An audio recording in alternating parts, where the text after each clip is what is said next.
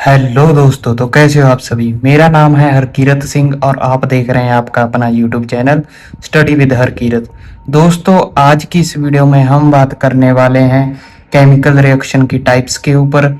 सबसे पहले आपने फर्स्ट वीडियो को देख लिया होगा, अगर नहीं देखा तो उसे जाकर ज़रूर देखिएगा, क्योंकि उस वीडियो में हमने केमिकल इक्वेशन को समझा था और साथ में बैलेंस केमिकल इक्वेशन के एग्जाम्पल को सॉल्व किया था।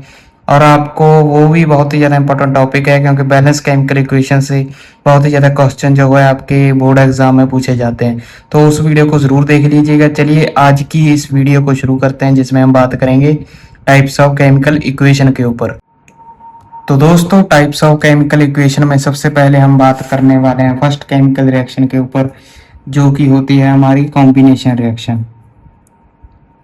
अब कॉम्बिनेशन रिएक्शन क्या होती है, इसे समझ लीजिएगा गाइस। सबसे पहले इसकी जो है वो डेफिनेशन को नोट कर लीजिएगा, क्योंकि आपके एग्जाम में डेफिनेशन से रिलेटेड क्वेश्चन जो है वो पूछे जाते हैं।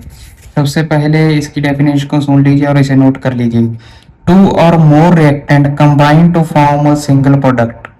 सबसे पहले ध्यान से सुनिएगा। टू और मोर कंपाउंड टू और more reactant combine to form a single product is called combination reaction.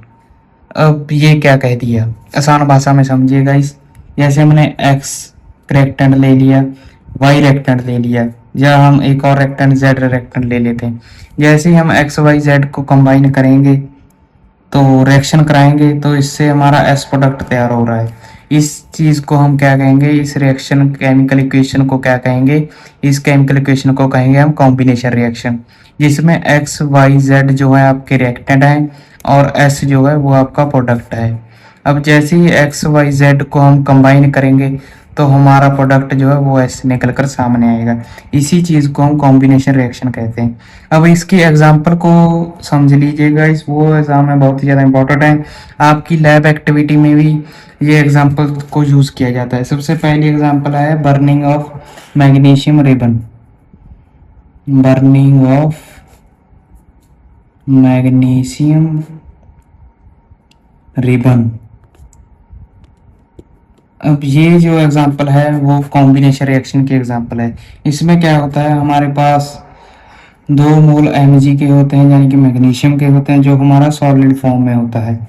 और उसके साथ जब हम O2 यानी कि ऑक्सीजन की रिएक्शन कराएंगे, जो गैसेस फॉर्म में होती है, तो उससे हमारा प्रोडक्ट क्या बनता है, हमारा प्रोडक्ट बनता है Mg ऑक्साइड, यानी कि MgO मीन्स मैग्नीशियम ऑक्साइड हमारा निकल कर सामने आता है, जो गैसेस फॉर्म में होता है और इसके साथ हीट भी निकलती है गाइस। इस एग्जाम्पल को नोट कीजिएगा, एग्जाम में बहुत ही ज़्यादा पूछी जाती है। अब हम जहाँ पर जो ऑक्सीजन को लेते हैं वो एयर से लेते हैं। ऑक्सीजन को किससे लेते हैं, हम एयर से जो है वो ऑक्सीजन को हम लेते हैं। और हमारे पास जो मैग्नीशियम ऑक्साइड बनता है ये वाइट कलर का होता है, वाइट पाउडर होता है हमारे पास, जो सॉलिड स्टेट में मिलता है हमें, वाइट पाउडर होता है। और जो हीट निकलती है वो एक्सोथर्मिक हीट होती है। अब एक्सोथर्मिक क्या होता है, एक्सोथर्मिक गैस वो होता है जिसमें हमारे पास हीट रिलीज होती है। एक एंडोथर्मिक होती है और एक एक्सोथर्मिक। एंडोथर्मिक गैस वो होती है जिसमें हमारी हीट जो है वो एब्जॉर्ब की जाती है, और एक्सोथर्मिक वो होती है जिसमें हमारी हीट रिलीज होती है। अब इसके इंपॉर्टेंट पॉइंट्स को नोट कीजिएगा। मैग्नीशियम जो है वो वार्निंग करता है डिजलिंग के साथ, यानी कि जैसे उसमें आग लगती है तो वाइट फ्लेम्स जो है वो वेरी ब्राइट कलर के होते हैं, वो निकलते हैं। और जैसे ही हमारे पास वाइट MgO यानी कि मैग्नीशियम ऑक्साइड पाउडर जो है वो हमारा वॉच ग्लास में जो है वो निकल कर सामने आता है, हीट एनर्जी रिलीज होती है, और क्योंकि उसका टेम्परेचर जो है वो इंक्रीज होता है। जैसे जैसे हम टेम्परेचर इंक्रीज करते हैं तो हीट एनर्जी उतनी ज़्यादा जो है वो निकल कर सामने आती है। निकलती क्या है, क्योंकि गैस जो है वो हमारी एक्सोथर्मिक है, हीट जो है वो हमारी एक्सोथर्मिक है, इसलिए हीट जो है वो बाहर निकलती है। और कॉम्बिनेशन है ये, और इसमें एक्सोथर्मिक रिएक्शन जो है हम इसे कह सकते हैं कॉम्बिनेशन रिएक्शन भी कहेंगे, और इसे हम एक्सोथर्मिक रिएक्शन भी कहेंगे। आगे हम बात करते हैं क्विकलाइन इन वाटर के ऊपर। ये भी आपकी कॉम्बिनेशन रिएक्शन की एग्जांपल है, क्विकलाइन इन वाटर। ये 2 एग्जांपल बहुत ही ज़्यादा इंपॉर्टेंट है, आपके एग्जाम में बहुत ही ज़्यादा पूछी जाती हैं। जैसे कैल्शियम ऑक्साइड की रिएक्शन जो क्विकलाइन होता है, क्विकलाइम इसे हम कहते हैं। और ये जो है वो सॉलिड फॉर्म में होता है। इसकी रिएक्शन जैसे वाटर के साथ करवाएंगे हम तो हमारे पास क्या मिलेगा, कैल्शियम हाइड्रोक्साइड जो है वो निकल कर सामने आएगा, जो कि एक्वस फॉर्म में होगा, लिक्विड फॉर्म में होगा, और इसके साथ में जो है वो हीट निकलेगी। इसे भी हम क्या कहेंगे, इसमें भी जो हीट निकलती है वो एक्सोथर्मिक की निकलती है। अब इस बात को ध्यान रखिएगा कि कॉम्बिनेशन रिएक्शन में इस प्रकार की हीट निकलती है तो एक्सोथर्मिक प्रकार की जो है वो हीट निकलती है। अब आगे हम बात करते हैं सेकंड रिएक्शन के ऊपर, जो कि हमारी है डीकम्पोजिशन रिएक्शन। सेकंड रिएक्शन कौन सी है हमारी, सेकंड रिएक्शन है हमारी डीकम्पोजिशन। अब डीकम्पोजिशन रिएक्शन में क्या होता है, इस रिएक्शन में गाइस क्या होता है, इसका उल्टा होता है। कॉम्बिनेशन रिएक्शन का उल्टा डीकम्पोजिशन रिएक्शन में होता है।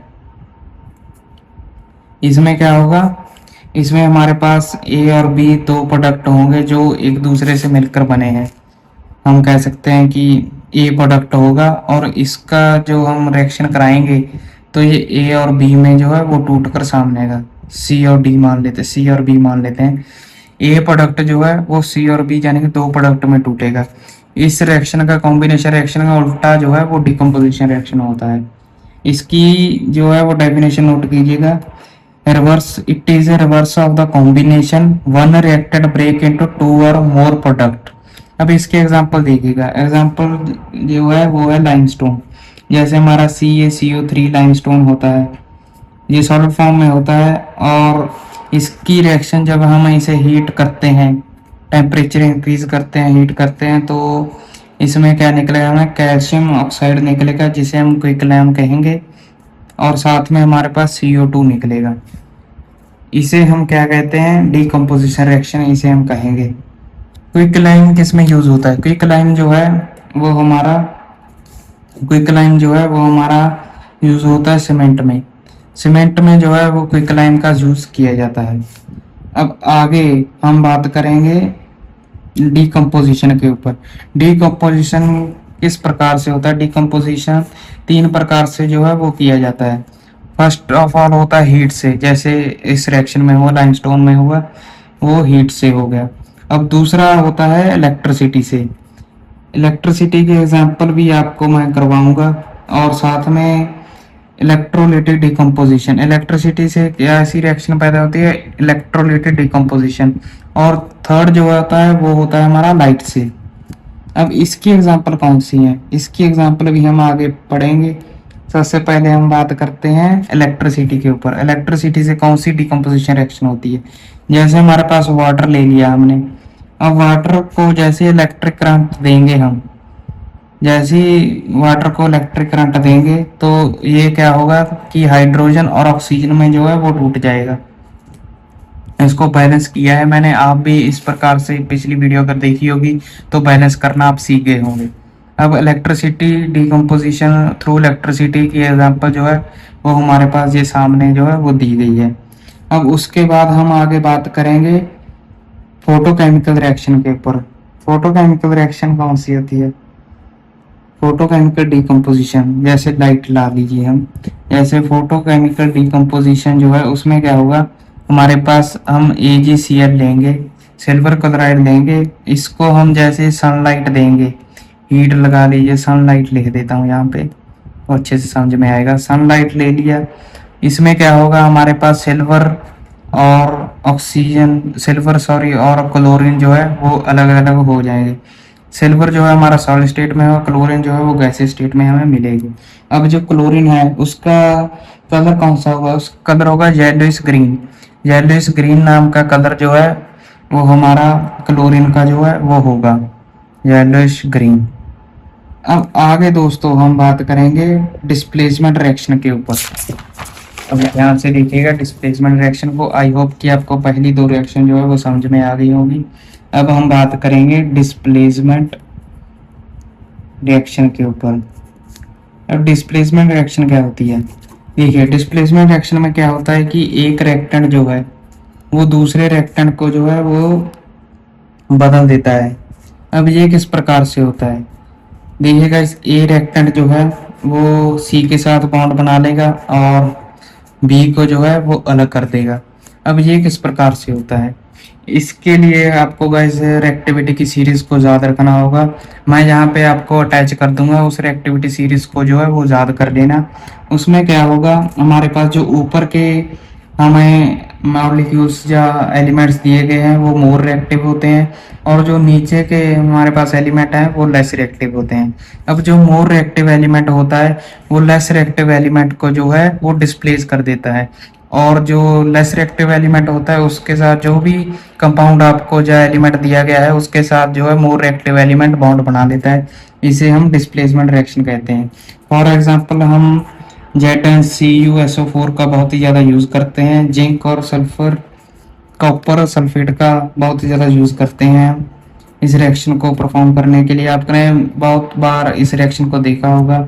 जिंक की रिएक्शन जैसे कॉपर सल्फेट के साथ होगी, कॉपर सल्फेट जो कि एक्वस फॉर्म है और इसका कलर जो है वो ब्लू कलर का कॉपर सल्फेट जो है वो होता है। अब जैसे इसकी रिएक्शन कराएंगे हम तो हमारे पास जिंक SO4 यानी कि जिंक सल्फेट हमारे पास निकलेगा, और साथ में कॉपर जो है वो अलग से आ जाएगा। इस रिएक्शन को क्या कहेंगे हम, इस रिएक्शन को डिस्प्लेसमेंट रिएक्शन कहेंगे।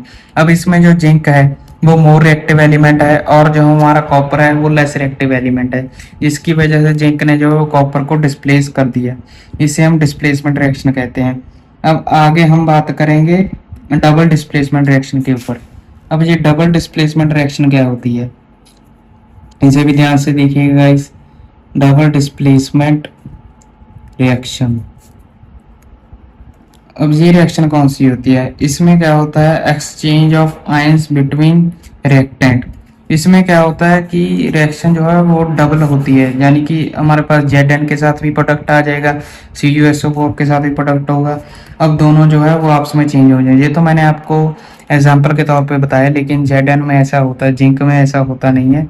आपको डबल डिस्प्लेसमेंट की एक और रिएक्शन जो है वो याद रखनी है, जो कि एग्जाम में बहुत ही ज़्यादा इंपॉर्टेंट है। वो रिएक्शन कौन सी है, हमारे पास है सोडियम डाइऑक्साइड सल्फेट को हम लेंगे और साथ में बेरियम क्लोराइड को लेंगे।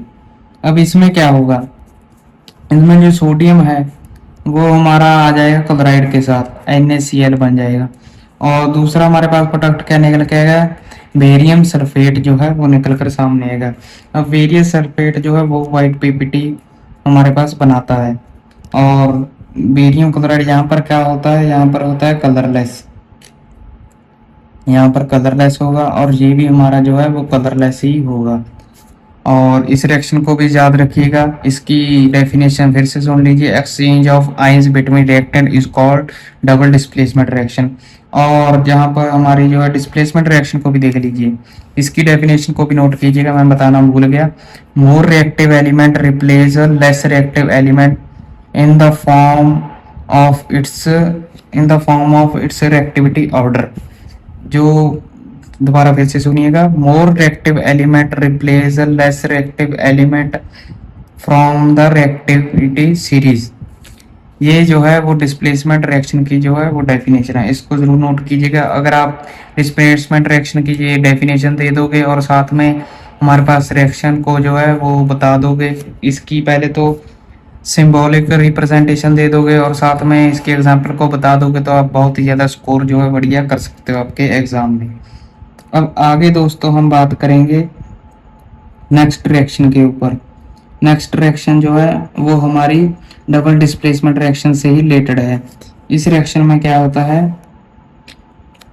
हमारे पास जो है लेड नाइट्रेट और पोटाशियम आयोडाइड की रिएक्शन होती है। ये डबल डिस्प्लेसमेंट की बहुत ही ज़्यादा मोस्ट इंपॉर्टेंट रिएक्शन है, इसको स्टार मार्क जो है वो कर लीजिएगा। इस रिएक्शन में क्या होगा, हमारे पास लेड को हम लेंगे नाइट्राइट के साथ, जिसे हम लेड नाइट्रेट कहते हैं।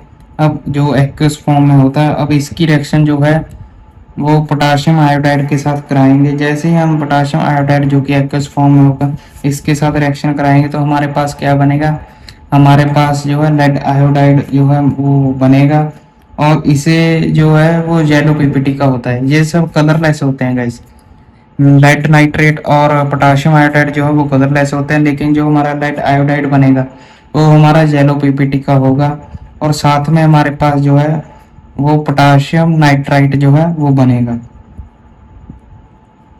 पोटाशियम नाइट्राइट जो है वो यहाँ पर बन जाएगा। इसे हम कहते हैं डबल डिस्प्लेसमेंट रिएक्शन के एग्जाम्पल।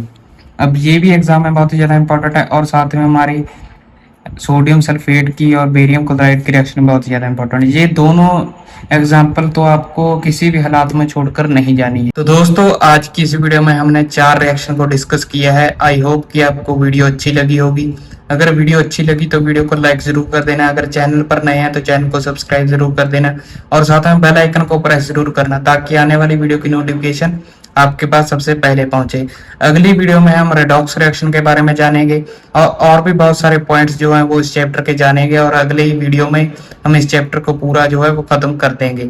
आई होप कि वीडियो अच्छी लगी होगी। तो मिलते हैं अगली वीडियो में।